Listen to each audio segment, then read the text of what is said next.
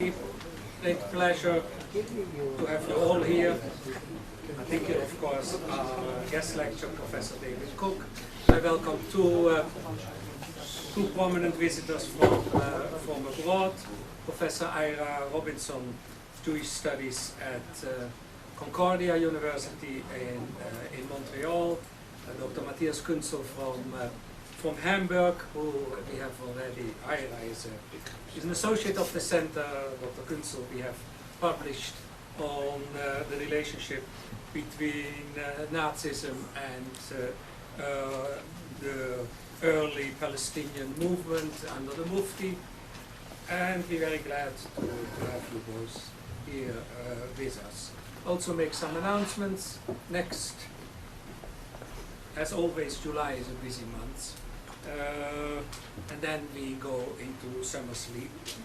We have next week on the 11th, which is Tuesday, we have Dr. Eugene Korn of the American Jewish Congress on the relationship between Jews and mainstream Christians. Obviously, suddenly, in the last 2 years, suddenly mainstream Christians in the United States, in the UK, in Canada, at the World Council of Churches, have become a major problem for Israel.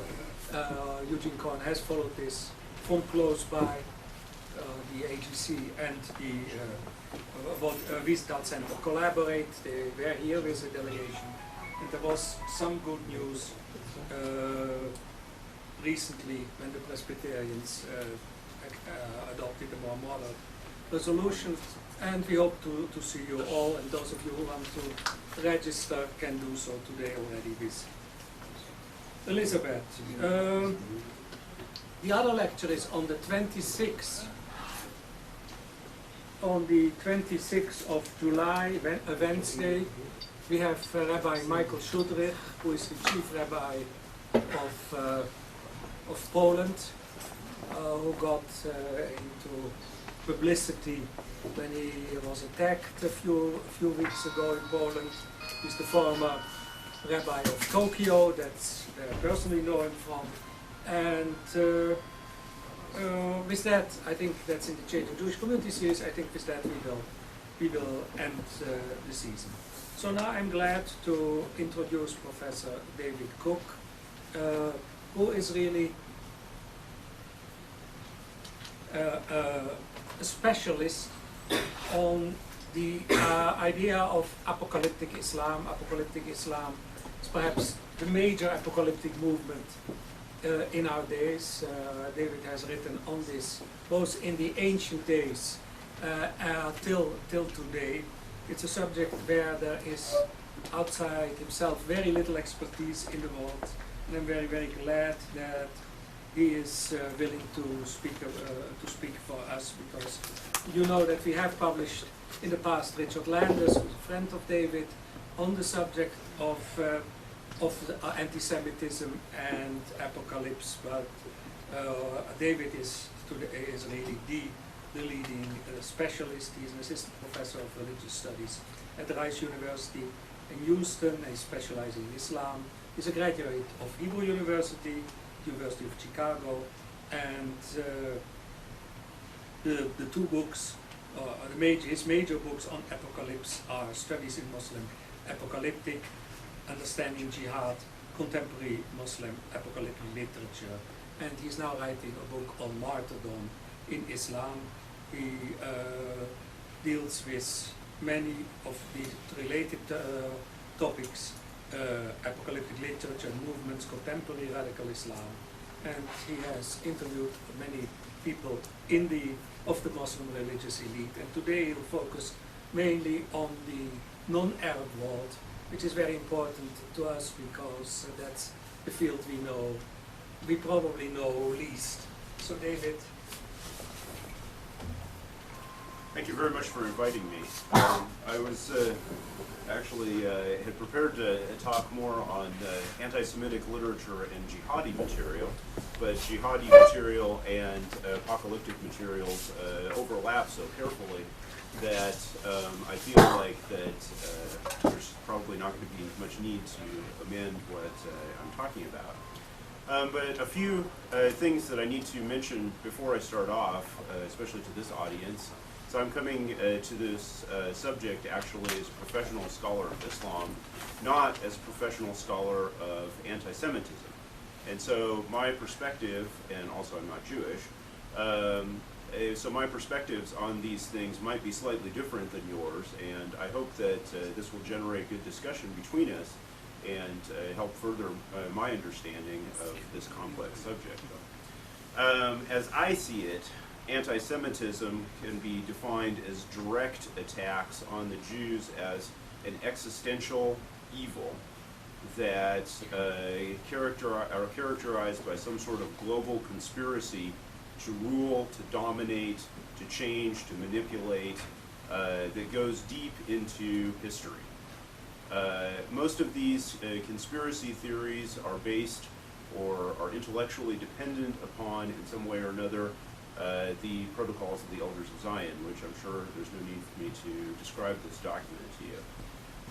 From an Arab point of view, this particular document was translated into Arabic in the 1950s by Mustafa Qad al-Tunisi and started to gain wide currency in the 1960s to begin to be translated into other Muslim languages. What do I mean by Muslim languages? Just to be to clarify myself, languages like Persian, languages such as Bahasa Indonesian, languages such as Urdu, Hindi, and so forth. And this, together with a wide range of attendant documents, then provides the intellectual and, in some cases, even the religious basis for anti-Semitic beliefs. Now, these beliefs have acquired an extremely wide currency in the Muslim world. And this has permeated down into really the most basic and local level. I'll just give you an example that happened to me actually from the Arab world, but from Morocco in 2002, when I was doing a mailing of some Coptic prayer books that I picked up in Egypt, in Casablanca. I happened to be chatting with the post office customs guy, and he was looking through my books, and all of a sudden he saw the Coptic prayer books, and he screams out, "It's Hebrew! This guy is a Jewish spy!" And, you know, and he started shrieking this, and of course everybody in the post office then gathered around me and so forth, and you know, it was one of those situations where you're really not sure what on earth to say, because, I mean, from my point of view, this guy was such a complete idiot, since Coptic doesn't actually look anything like Hebrew, and actually there was a translation into Arabic if you'd only looked at it, so you could have seen that. But the idea that there's some sort of Jewish spy apparatus that is omnipresent and is likely to be exposed on the most local and basic level is extremely prevalent. And when one travels around the Muslim world, it is amazing to what degree the currency of the term Jewish spy has achieved. One regularly hears accusations, and it's an extremely dangerous accusation to have thrown at you. So just beware. If you do actually happen to be traveling around. So this idea that there is some sort of a vast conspiracy of Jews or Zionists everywhere that is dangerous on the most local or personal level to Muslims is extremely widespread. Intellectually, as I say, that's dependent upon things like the protocols of the Elders of Zion, but it's gone far, far beyond that and expanded in its reach. Now, another aspect of the anti-Semitic conspiracy literature is that close connection between Jews and some sort of demonic or essentially godless power. Now, from an Islamic point of view, this basically means that Jews or their representatives or agents are basically trying to change, destroy, mutilate Islam in some sort of an existential form. And this can be manifested in many different ways. The Ayatollah Khomeini, for example, one of his most powerful conspiracy theories was, during the 1970s, was that the Jews were trying to change the Quran, to delete all the different verses inside the Quran that deal with Jews or that are anti-Jewish polemic in various different ways. And so this is, I mean, today this is continued in many different ways. We'll come back to this particular point because it's a very powerful one for the jihadi organizations in their attempt to create some sort of a black and white distinction between faith and infidelity. And the idea that the Jews are trying to change or manipulate Islam is essentially a call that will get a very wide response on an immediate level. And so you see things like that coming out of various different riots and so forth. Now, the most disgusting side of Muslim anti-Semitic literature is that sexual or blood libel side. This is stuff that really it's not profitable to dwell upon too much. All of you know about the blood libel and so forth, but there's quite a lot of perverted sexuality that goes into descriptions of Jews, and that comes out also as, in cartoons, in caricatures, in depictions, or in characterizations of what Jews are likely or able to do. And much of this is very highly perverted and X-rated and so forth, but you do see it quite a lot. I mean, if you guys want to hear about it, I'll answer a question or two about it, but I won't describe it further during the course of my talk. The blood libel issue has been publicized widely from Suleiman Abouab's book, starting in the 1990s. Although it had roots further beyond that, where I'll just translate it into English. Children are bloody meals on the tables of Jews, which, you really don't need to go any further than the title to be able to tell what the subject of the book is. But you oftentimes find descriptions of these blood libel issue things inside various different Muslim literature and so forth. And again, this is quite widely spread beyond Arabic into other languages as well. Now, my own contact with this material comes through the apocalyptic material, or that's the way, maybe I should say, I started out working with anti-Semitic material. How does this come about?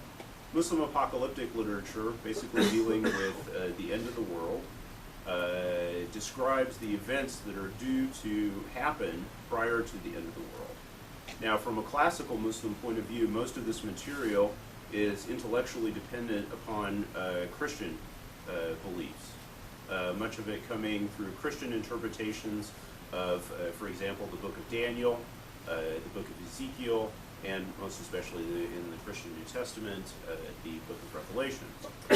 And most of this material, from our point of view, focuses upon the figure of the Antichrist. And this figure in Arabic is known as the Dajjal. The Dajjal is said to be Jewish, and his followers are primarily said to be Jewish. Now, besides this particular notice, there is not just a terribly lot of anti-Jewish material in the classical Muslim apocalyptic literature. But because of the centrality of the anti-Semitic conspiracy theory, in my judgment, coming out of the protocols and other different associated literature, it has become way emphasized inside contemporary Muslim apocalyptic materials. So today, when you look at what is available on the street, you find a heavy emphasis upon the figure of the Dajjal, who are his Jewish followers, what are his intellectual affinities with various different strands within Judaism, whether they're true or not, and what he is likely to do to Muslims, to Islam, and so forth. fitting very nicely together with this idea that Jews are essentially trying to corrupt religion, trying to corrupt Islam, trying to impose some sort of an anti-God norm upon the entire world.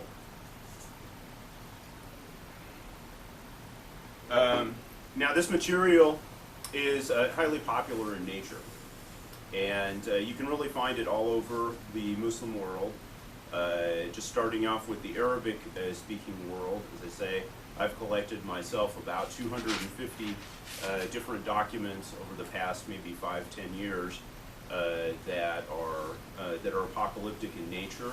Usually they are their covers are characterized by the same sort of lurid anti-Semitic caricatures that you are undoubtedly quite well and familiar with. Just give you a couple of examples. Sometimes you can see pictures of a hook-nosed figure, you know, with claws deep into a globe. Other times the Dajjal will be pictured also using anti-Semitic themes and stuff, usually with the Star of David hanging around his neck. Sometimes these themes will be combined with a number of fantastic or pseudo-scientific themes. Just to give you an example, one of the covers of one of the books that I picked up in Egypt has this figure of a Jew, neatly with a Star of David around his neck, speaking to his Masonic black-clad acolytes, having been beamed down from a UFO. And they're standing in front of a golden temple marked UN, that has been draped with Stars of David and so forth. And so this combines, this sort of visual experience combines a number of different elements. The idea that the Jew is entirely alien, that he has hidden acolytes everywhere that are willing to do his will, and that the primary manifestation, ludicrous though that might seem to Israelis, of the Jews' rule is the UN. So, at any rate, these types of literatures now have been widely translated into other languages. I'm going to give you a couple of different examples, primarily from Central Asia, Pakistan, and Indonesia, Malaysia. Each one of these countries is coming out of, or is still currently under, some sort of an authoritarian rule. And so it is very convenient for radical Muslims inside these different countries to portray their leadership as being essentially dependent upon Jews, tools of Jews, or else trying to work out the agenda of the protocols of the Elders of Zion. So, traveling in Indonesia and Malaysia, one sees quite a number of these different apocalyptic books being sold on the street. Almost all of them are translated from Arabic, usually from Egypt, preserving their covers and so forth. And then you see this secondary outgrowth, or what I perceive to be a secondary outgrowth, of then idea diffusion, of people then writing originally in Bahasa Indonesian, talking about the Dajjal. Who is the Dajjal? How does the Dajjal rule the world and so forth? How especially does he manipulate the government of Indonesia to destroy Islam within the context of Indonesia? Central Asia is much more easy, even for apocalyptic writers. There, most especially the government of Islam Karimov in Uzbekistan, the primary literary focus of Central Asia, is very easily demonized as Jewish. Again, you know, we can discuss whether that's plausible or not, but from the point of view of the local population, Islam Karimov oftentimes is characterized as Jewish, and is said to be an agent of the Dajjal. You can find in kind of back alleys and so forth all over Uzbekistan, sold various different small pamphlets and everything on this issue. Although Uzbekistan is one of the more repressive areas, and so it's not easy to find this type of literature, but I've managed to accumulate a little bit of it through friends and colleagues and so forth. Pakistan is also a place where you're going to find a lot of this sort of materials. In Pakistan, the materials are not usually translated from Arabic, but written actually originally in Urdu. And but the same conspiracy theories are usually then pushed very strongly. And that has a spillover effect then into India, especially among the Urdu-speaking Muslim population in India, where you can find this sort of material then widely spread throughout Delhi. I haven't been to Kashmir as yet, but I know that from looking around at Delhi and so forth, that the local Muslim population has quite a good deal of this anti-Semitic types of literature. Now, what are the connections between this and jihadi material? Now, one of the interesting things is, as you're looking around the Muslim world, is the extent to which this conspiracy mindset has essentially been accepted and does not need to be debated any further. The fact is that when people like Osama bin Laden or his various different intellectual offshoots make calls against the Zionist Crusader conspiracy and so forth, there is no coherent intellectual or religious opposition to it, because even its opponents really believe that it's there. And so this is a serious problem when trying to deal with this particular issue and the intellectual spread of jihadi materials. As even those particular Muslim groups who for one reason or another do not or cannot accept radical Islam as a belief system, oftentimes actually do accept intellectually the premises of a conspiracy theory. Now, the primary method by which this is accomplished is the use of what is today the absolute hands-down signature tradition of radical Islam, which is known as the Hadith of Thawban. This particular hadith, this particular tradition ascribed to the Prophet, talks about a particular time in the apocalyptic future when they say that the nations of the world are about ready to fall upon the Muslims and destroy them like a group of people that fight over a bowl, a hungry group of people that fight over a bowl of food. And from a radical Muslim point of view, and from many other Muslims as well, this basically describes more or less what they see on the ground. And so then the tradition goes on to say that that at that particular time Muslims will be many, but they will be weak because they will have abandoned jihad. And so this particular tradition is used more than anything else to push the idea that really the problem with world Islam is not that there aren't many Muslims; it's that they refuse to actually fight for Islamic rule. So there's a certain amount of overlap right there that where this material is projected into the apocalyptic future. The overlap between the Hadith of Thawban and conspiracy theories is fairly obvious, I think. But there is some amount of opposition, actually. Most jihadi organizations, radical Muslim jihadi organizations, tend to emphasize direct action, whereas apocalyptic groups can be rather deterministic in their outlook. In other words, they can tend to believe that God will change the future, and therefore there is not need to actually do anything oneself. Probably the best example of that comes from here in Israel. The the prophecies of Sheikh Bassam Jarrah of the Hamas that he began to put out in 1995, that Israel would come to an end in the year 2012, and then later modified to several different other years. And this was based upon a number of different geometrical calculations that he made. Jarrah himself is a mathematician by training.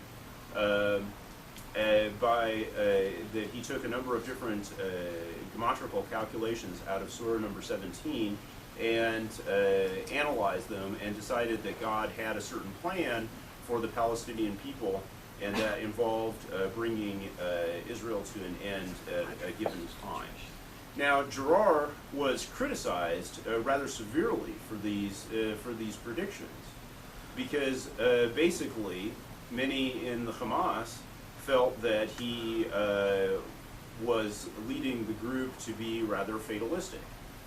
That if people really believed, or came to believe, that Israel was just going to come to an end by God's will, then they wouldn't actually do anything about it. And so there's a fairly strong tension. This sort of tension could be replicated in a number of different cases, also with globalist radical Muslims who also have similar attempts at prediction. The United States will come to an end, etc., at this particular time, or the war here and there will come to an end at this particular time, and so forth. And so there's a fairly strong tension right there between jihadi and apocalyptic organizations. Now, yeah, you know what? I didn't really talk that much about non-Muslim stuff, and I think my time is gradually coming to an end. Okay. Well, then let me talk a little bit about some of my own experiences and some of the things that I've seen throughout the Muslim world and so forth. And some of this is rather disturbing material. The thing is as you travel throughout the Muslim world, you come across more and more people that believe in these conspiracy theories. The first time that I came across it was in 1985 when I was vacationing in the Sinai, studying myself next to a pair of Egyptian engineers. I spent the entire time arguing with them because they really believed that President Reagan was a Jew. And I just discovered at that particular time the power of a conspiracy theory over somebody as a belief system. And I want this to be something that I hope that we could discuss, because it's important when you talk about conspiracy theories is how to actually confront them, if there is a way. And I'm not sure that there is. I really believe that conspiracy theories actually are such a strong belief system and so necessary for a given person or group that they will actually fight against any form of reality in order to hold on to them. Trying for 3 days to muster up every bit of evidence that I could to resist the idea that Reagan was a Jew, which, I don't have anything against Reagan being a Jew, but it's just so obvious that he's not.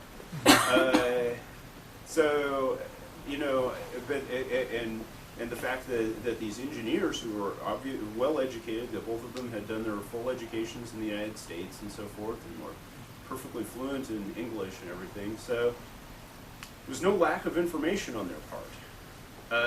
Conspiracy theories are not based on a lack of information. They are based upon a misdirection of information and a refusal to consider the logical loop in which they are located. We can discuss about where that goes, but many people that really believe in conspiracy theories are really willing to give up everything for them. And I'm afraid that there are large sections of the Muslim world that are actually in that position. Okay, I'll give you another example here. Last summer, traveling in Turkey.